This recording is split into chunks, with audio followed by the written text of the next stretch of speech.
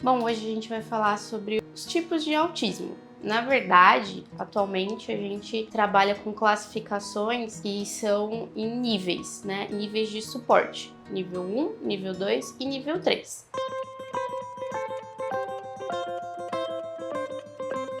Depois que o DSM-5 foi lançado em 2013, algumas coisas mudaram e essas classificações em níveis elas passaram a valer. Então, para a gente ter uma noção de como era antes do DSM-5, que é o nosso Manual de Diagnósticos e Estatísticos de Transtornos Mentais. Então, a partir dele, essas mudanças aconteceram. Anteriormente, tentava-se colocar em subdomínios. E esses subdomínios, podemos dizer algumas coisas que eles se resumem em tipos. Os tipos são os seguintes. Temos a síndrome de Asperger, que é considerado um leve autismo, onde a linguística e as habilidades cognitivas elas estavam bem preservadas, né? Se considerava bem preservado no paciente. Porém, as habilidades sociais já tinham alguns déficits, já apresentavam alguns déficits. Então, o paciente tinha alguma já dificuldade para ser categorizado dentro da síndrome de Asperger como um paciente que tem dificuldade em manter a reciprocidade de uma relação social.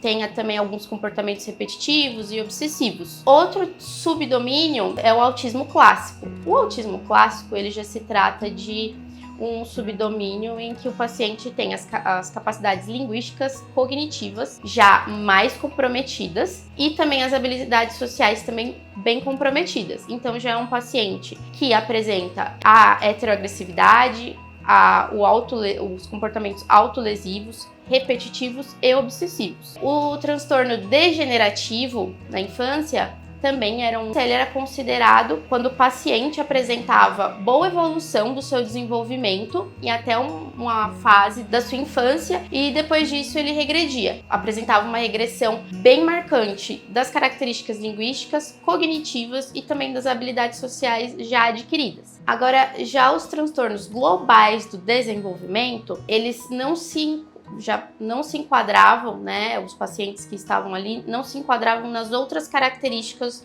que se apresentavam os outros subdomínios. Então, colocava-se os pacientes que não estavam na síndrome de Asperger, no autismo clássico, dentro desse subdomínio chamado transtornos de desenvolvimento global. Agora a gente vai falar da classificação atual. O que está valendo agora para a gente entender como é que funciona para classificarmos os pacientes que apresentam o autismo? Agora houve uma mudança, então nós agora chamamos transtorno do espectro autista, ou seja, a gente parou de subdividir e deixar muito descritivo e começou a tratar como um espectro, um contínuo, onde você pode encontrar diversas sintomatologias. Isso independente dos níveis. Lógico, tem algumas características mais marcantes no nível 1, no nível 2 e 3 de suporte, mas a gente encontra bastante sintomas que podem compor qualquer um deles, independente disso. Então, falando no nível 1, o nível 1, a gente pode considerar que o paciente ele apresenta as características linguísticas e cognitivas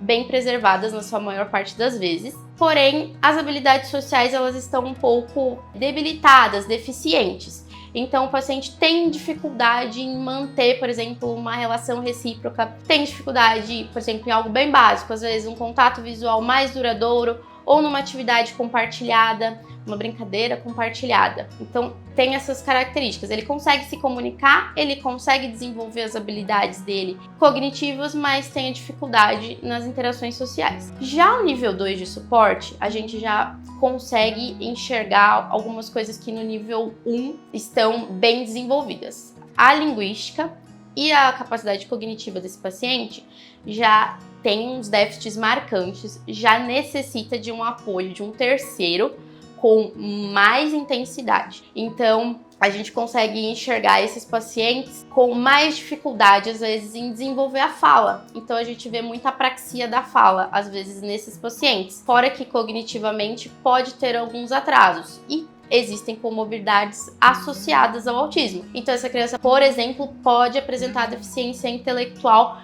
moderada ou às vezes até grave. Também as interações sociais são outro ponto marcante, que tem um déficit mais significativo do que apresentado, por exemplo, em sua maior parte das vezes, no nível 1 de suporte. No nível 3 de suporte agora, né, é o nível em que o paciente precisa de mais ajuda de terceiros, ele precisa de uma intervenção maior. Então, ele já tem, né, uma característica marcante em ter dificuldade de manter as interações sociais, ele não consegue, e em maior parte das vezes também vai ter déficits muito, muito significativos, tanto na linguística quanto no aspecto cognitivo. Para esses pacientes, normalmente nós vemos comportamentos autolesivos, heteroagressivos, comportamentos obsessivos e compulsivos. Então, sem a terapia ABA, né, fica bastante vício em qualquer um dos níveis, obviamente, se trabalhar. E o nível 3 também precisa muito, tanto do suporte familiar, quanto do suporte dos terapeutas e os outros componentes, as outras pessoas que trabalham dentro da saúde. Bom, gente, se vocês conhecem alguém que apresentam essas características que eu descrevi agora, né, dentro desse espectro do autismo, a gente convida vocês a virem conhecer a clínica. Às vezes você pode ser o cuidador, pode ser um acompanhante terapêutico ou médico mesmo, e pode vir conhecer a clínica para verificar como que nossos profissionais trabalham, quais são as nossas aplicações, como que a gente lida e como que a gente trabalha reforçando os comportamentos adequados e tentando extinguir os comportamentos inadequados para que essas crianças e adolescentes consigam ter a maior produtividade possível no ambiente social.